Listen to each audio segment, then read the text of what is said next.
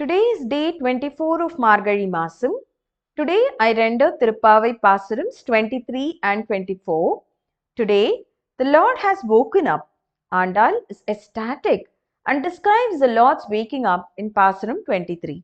She likens the Lord of the world to the Lord of the jungle, a magnificent lion who was earlier sleeping with his mate inside a cave in the mountains, who wakes up from sleep and stirs to action as if spitting fire and shaking his fiery mane vigorously, scattering his scent. She is requesting the Lord to come out and show them his majestic gait, then take a seat on the throne, inquire from them about the purpose that brought them to his place, and grant them their wishes.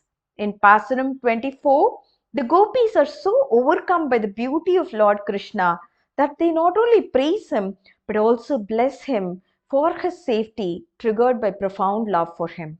Andal prays to him in his avatars as Vamana, Rama, and the infant Krishna. Andal requests the Lord to be compassionate towards them and grace them by providing the parai drum.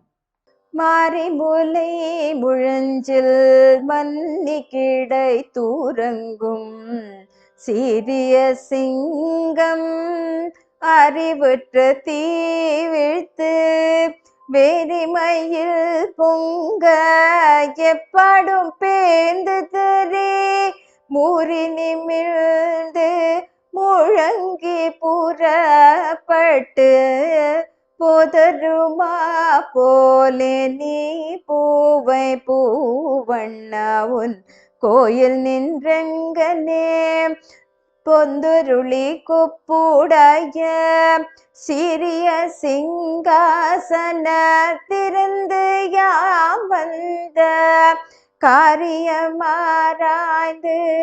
அருள்வெலோரெம்பாவாய்.